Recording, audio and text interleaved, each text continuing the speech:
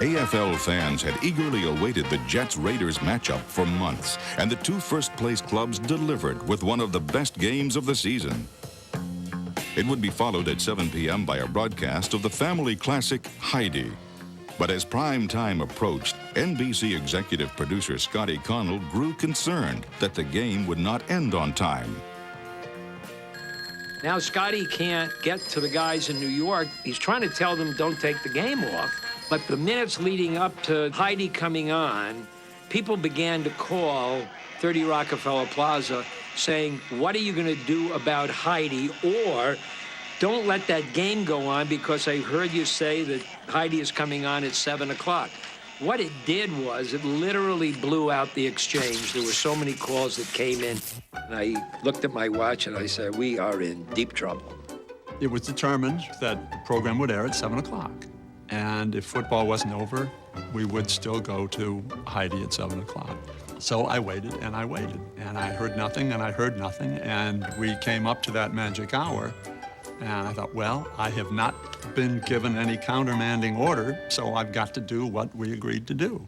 And the guy pushes the button at 7 o'clock, and away they went. And here's the game going right down the crapper.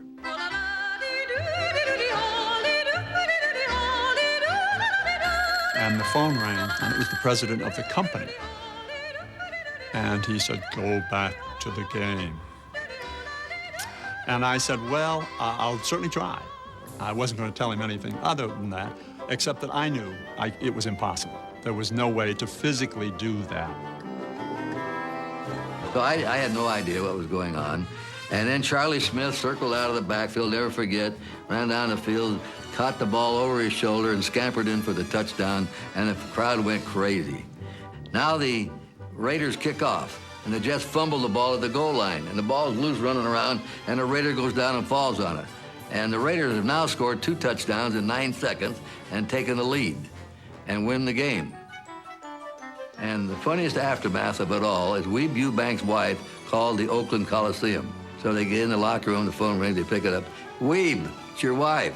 So he comes over to the phone, and she says, congratulations, honey, what a great win for you. His win, he says, hell, we got beaten. He slammed the phone back down. But she thought they'd won, and so did the East. They were ahead. So we ran a flash test, a little crawl across the bottom of the screen there, informing everybody of the final score. And of course, we did that. By the time we got around to this, I had no idea what was going on with Heidi. And apparently, we put that in over Heidi trying to get up and walk, and it was a very tense scene, and we're putting in the score of a football game, and it just really wasn't very pretty. But it was on the front page of the New York Times. And when you say something's on the front page of the New York Times, you got to figure it's pretty important. NBC apologized for the error, but by then, Oakland had scored 2 touchdowns in the last minute, had beaten New York. The game was over. The fans who missed it could not be consoled. Probably the significance factor is that whatever you do, you better not leave an NFL football game. And he scored! 10 years earlier, if you did the same thing on a telecast, would you get that kind of an uproar? I don't know, but you sure did at that point in time, and it sure lets you know that you better not take my football away from me at 7 o'clock. What a game! By the late 60s, prime time remained the only unconquered frontier for the NFL on television. After several trial games on CBS, the league sought a permanent commitment. Pete Rozelle said he was thinking about making football on Monday night. We had tried a couple of Monday night games. He was going to try to make a series out of that and have a game every Monday night. And because he felt such loyalty and friendship, I think, with Bill McPhail, he said, I wish you'd carry it. And at that time, I think CBS on Monday night had I Love Lucy and maybe Gunsmoke or whatever. But CBS was clearly number one, the number one network, and it was pretty tough time to make a change. NBC also passed, but ultimately third-place ABC was more receptive. Still, network sports chief Roone Arledge knew the primetime audience demanded entertainment as well as spectacle. So his first hire was a controversial ex-lawyer named Howard Cosell. Howard Cosell was neither a play-by-play announcer, nor was he an expert commentator in the sense of being a former football player. And so in order to have him, I had to have 3 announcers instead of 2. And there'd never been 3 announcers before, and everybody said, you're out of your mind, and they'll be tripping over everybody and all the rest of it. Roon's next pick was a former Cowboy quarterback grown bored with life after football. I decided that the stockbroker was probably not what I really wanted to do. I had met a few people that had said, hey, you know, why don't you go do TV work? So I wind up going, and we go to Old Toots Shores, and spent 3 or 4 hours and signed it on the back of a napkin, and that was pretty much it. Play-by-play man Keith Jackson rounded out the original team, which made its primetime debut in Cleveland. Nobody else wanted it. Nobody wanted to play it, fearful that it would die at the gate. And I said, let me take a chance in Cleveland. Just give me the Jets, because of the New York audience, to give ABC a jump. And we had the largest crowd in Browns history, never to be repeated. A very, very dramatic night. Almost immediately, viewers discovered that on Monday Night Football, television itself was nearly as big a star as the players on the field. 15 seconds to air. Stand by, all cameras. Ready with slow motion and isolated cameras. Stand by, videotape, and roll tape. And tape is rolling in less than 5, in 3, 2, 1. Take tape.